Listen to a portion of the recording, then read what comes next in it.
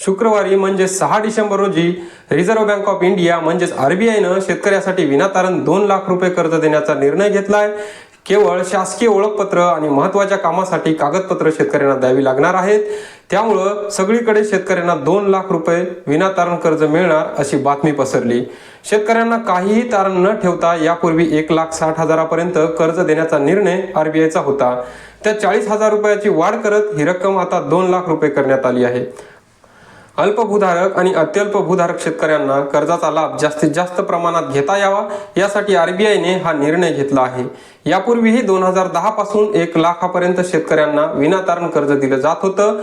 2019 पासून RBIने त्यामध्ये 60,000ची वाढ केली आणि ती रक्कम 1,60,000 रुपये करून कृषी कर्ज विनातारण देण्याचा निर्णय घेतला। म्हणजेच 5 वर्षानंतर आता कृषी कर्जाच्या मर्यादेत नव्याने सुधारणा करण्यात आली।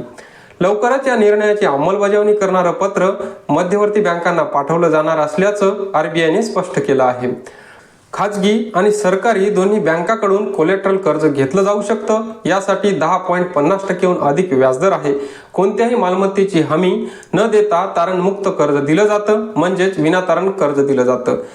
भारतीय रिझर्व्ह बँकेने चालू वर्षाच्या 5व्या पतधोरण बैठकीत सलग 11व्या वेळी पतधोरणात कोणताही बदल केला नाहीये, तो 6.5% ठेवलाय। RBIच्या चलनविषयक धोरण समितीच्या बैठकीत हा निर्णय घेण्यात आलाय। RBIचा निर्णय अर्थातच स्वागतार्ह आहे, पण राज्यातील शेतकरी मात्र कर्जमाफीच्या प्रतीक्षेत आहेत।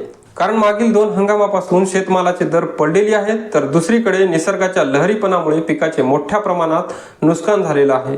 विधानसभा निवडणुकीच्या पूर्वी महायुतीने प्रचारादरम्यान शेतकऱ्याचा संपूर्ण कर्जमाफीची घोषणा राज्यात केलेली आहे। महायुतीला जनतेने त्यामुळे सत्तेत सुद्धा आणले। आता कर्जमाफीची शेतकरी आग्रही मागणी करतात। शेतमालाच्या पडलेल्या दरामुळे आणि निसर्गाच्या लहरीपणामुळे शेतकऱ्याच्या आर्थिक उत्पन्न घटलंय। त्यामुळं बँकेकडून घेतलेलं कर्ज शेतकऱ्याच्या माथी थकली आहेत। आता RBIने 2 लाखापर्यंत विनातारण कर्ज देण्याचा निर्णय शेतकऱ्यासाठी घेतलाय, पण जोवर आधीच्या कर्जाची थकीत फायली नील होत नाहीत तोवर नव्याने बँक कर्ज देणार नाही, हेही स्पष्ट आहे।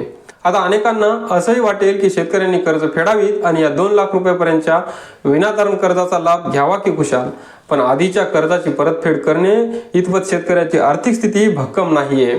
त्याचं कारण म्हणजे सोयाबीन, कापूस, तूर, हरभरा, कांदा, ऊस, गहू, तांदूळ उत्पादक शेतकऱ्यांची मागच्या 3 वर्षापासून सरकारच्या धोरण लकव्याने कोंडी केली आहे। काही राज्यातील विधानसभेच्या निवडणुका आणि लोकसभेच्या निवडणुकीला डोळ्यासमोर ठेवून सरकारने शेतमालाचे दर पाडले। ग्राहकांना कमी दरात जिन्साची उपलब्ध व्हावी हा त्यामागचा हेतू होता, पण त्यामुळे शेतकऱ्यांचं मात्र पुरतं कंबरडं मोडलं। शेतकऱ्यांना दुप्पट उत्पन्नाची स्वप्न दाखवत वास्तवात मात्र उत्पन्नाची घटच केली। त्यात दुष्काळ, अतिवृष्टी, पूर, वादळ यासारख्या नैसर्गिक आपत्तीनं शेतकऱ्यांच्या तोंडचा घास हिरावून नेला। त्यामुळे शेतकऱ्यांना दुहेरी फटका सोसावा लागला। परिणामी शेतकऱ्यांनी बँकांकडून घेतलेले कर्ज, पीक कर्ज थकलेली आहेत। त्यामुळे बँकांकडून वसुलीसाठी शेतकऱ्याच्या मागे तगादा लावण्यात येतोय। सध्याही सोयाबीन, कापूस, ज्वारी, मका, मूग, भुईमूग, सूर्यफूल या शेतमालाला हमी भावाच्या खालीच दर मिळतोय आणि केंद्रीय कृषी मंत्री मात्र सर्व माल हमी भावानं खरेदीची आम्ही गॅरंटी देतो असा दावा संसदेत करतात। वस्तुस्थिती मात्र काही वेगळीच आहे।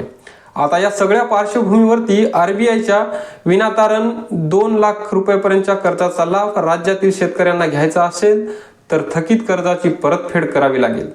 परंतु सरकारच्या या धोरण लकव्याने शेतकरी पुरता मेटाकुटीला आला आहे।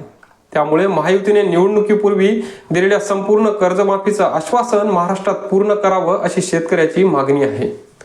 तर शेतकऱ्यांना RBIच्या या विनातारण 2 लाख रुपयापर्यंतच्या कर्जाची मदत होणार आहे।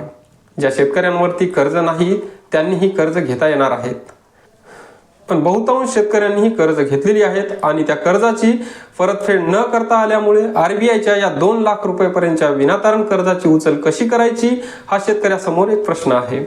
तुर्तास या माहितीसोबत, या विश्लेषणासोबत इथेच थांबतोय। तुम्हाला RBIच्या या निर्णयाबाबत काय वाटते आम्हाला कमेंटमध्ये नक्की कळवा। आम्ही दररोज शेती आणि शेतीविषयक हिताचे नवनवीन विषय आमच्या चॅनलद्वारे घेऊन येत असतो। त्यामुळे चॅनलला सबस्क्राईब केलं नसेल तर चॅनलला सबस्क्राईब करा आणि व्हिडिओ जास्तीत जास्त शेतकऱ्यापर्यंत पोहोचवण्यासाठी व्हिडिओला लाईक आणि शेअर करा। पुन्हा भेटूयात एका नवीन व्हिडिओमध्ये नवीन विषयासह। धन्यवाद।